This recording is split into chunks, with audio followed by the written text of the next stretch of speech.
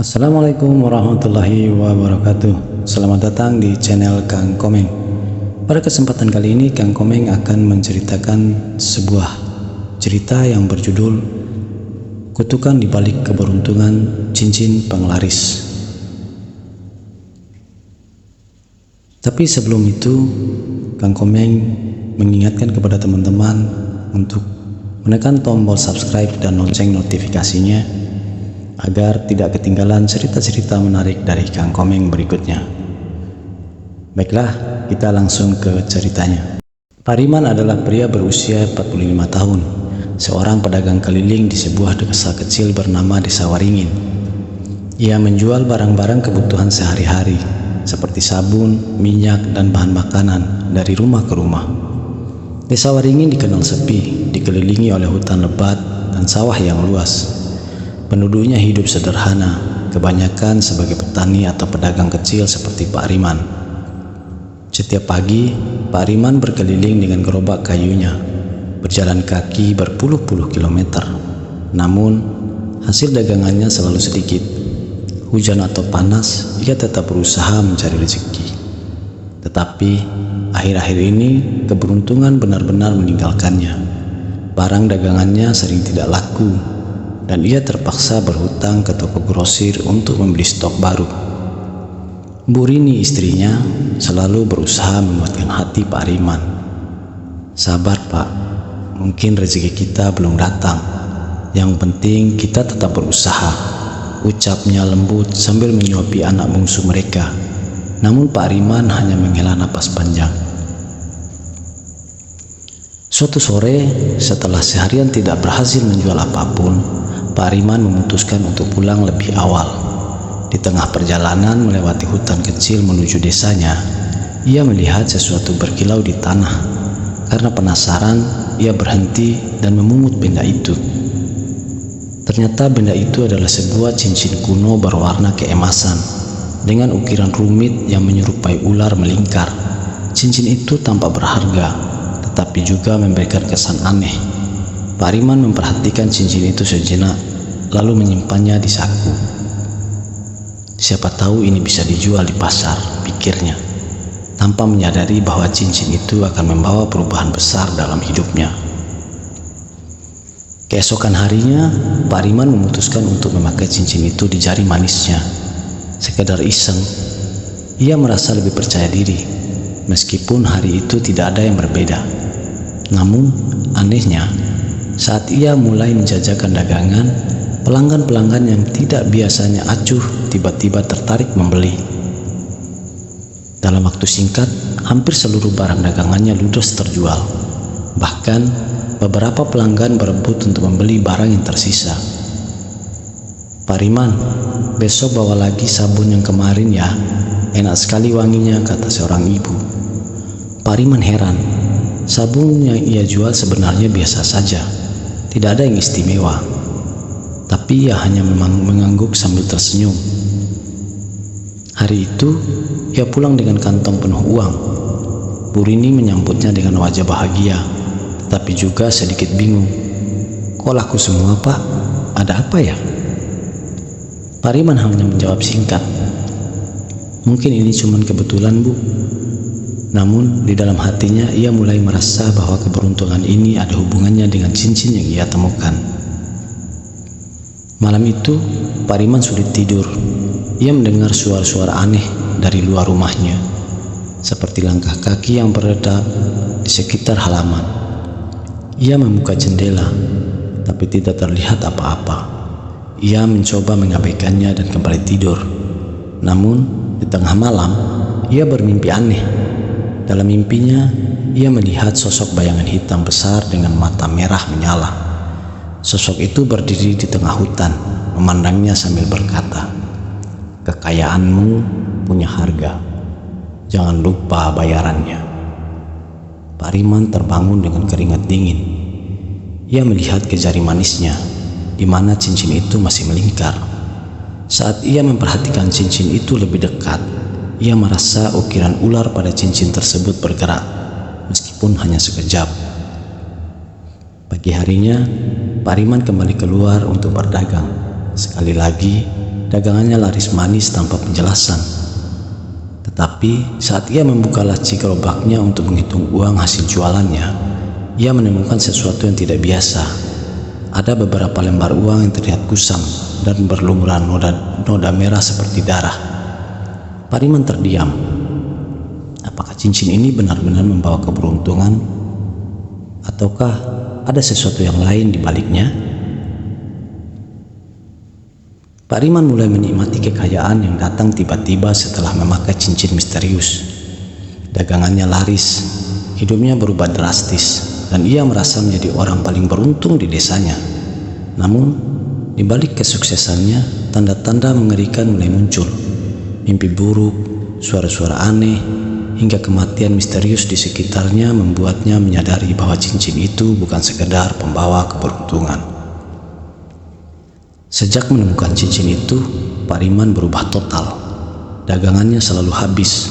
Bahkan pelanggan rela menunggu di depan rumahnya sebelum ia berangkat. Dalam beberapa minggu, ia berhasil melunasi semua utangnya dan mulai membeli barang-barang mewah untuk keluarganya.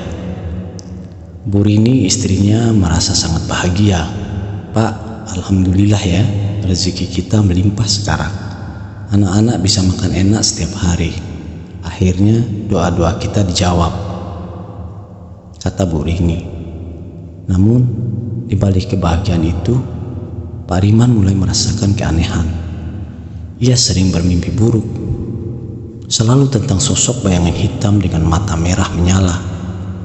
Dalam mimpinya, sosok itu berbisik, "Kekayaan itu milikku. Ingat, kau hanya meminjamnya." Ketika ia terbangun, cincin di jarinya selalu terasa lebih berat, seolah ada sesuatu yang menghimpit jiwanya. Pada hari berikutnya, keanehan mulai terjadi di rumah Pariman. Malam-malam terasa mencekam. Bu Rini sering mendengar suara langkah kaki di dalam rumah, meskipun semua anak sudah tidur. Ia juga merasa ada seseorang yang mengintip dari jendela. Tetapi setiap kali ia memeriksa, tidak ada siapa-siapa di luar. Suatu malam, Bu Rini menemukan uang hasil dagangan Pariman di atas meja.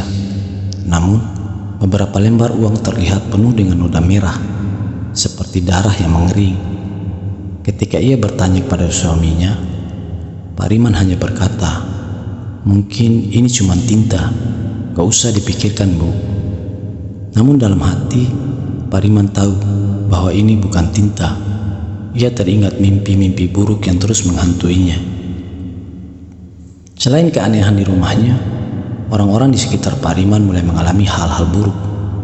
Seorang pelanggan tetapnya, Bu Ratmi, meninggal dunia secara tiba-tiba setelah membeli barang dagangannya. Yang lebih aneh, sebelum meninggal, Bu Ratmi sempat berkata kepada tetangganya, "Saya mimpi buruk. Ada ular besar di depan rumah Pariman. Sepertinya itu pertanda buruk." Pariman mendengar kabar itu, tetapi ia berusaha mengabaikannya. Ia terus berdagang seperti biasa, meskipun ada rasa gelisah yang tidak bisa ia hilangkan. Pada suatu malam, mimpi buruk Pariman menjadi lebih nyata dan mengerikan. Dalam mimpinya, ia berada di tengah hutan di tempat ia menemukan cincin itu. Di sana, ia melihat sosok bayangan hitam besar berdiri di depan sebuah pohon. Sosok itu berbicara dengan suara yang dalam dan mengerikan. "Kau sudah menikmati kekayaan itu. Kini waktunya kau bayar. Jika tidak, aku akan mengambil segalanya." Ketika ia terbangun, cincin di jarinya terasa semakin berat. Ia mencoba melepaskannya, tetapi cincin itu tidak mau lepas, seolah telah menyatu dengan kulitnya. Akhirnya, dalam keputusasaan, Pak Riman memutuskan untuk menemui Ki Joyo, seorang tetua desa yang dikenal sebagai orang pintar. Pak Riman menceritakan semuanya tentang cincin itu, tentang keberuntungan yang tiba-tiba, dan tentang mimpi buruk yang terus menghantuinya. Ki Joyo memperhatikan cincin itu dari jari Pak Riman dengan tatapan serius. Setelah beberapa saat, ia berkata, Ini bukan cincin biasa, Riman. Ini adalah pengikat jiwa.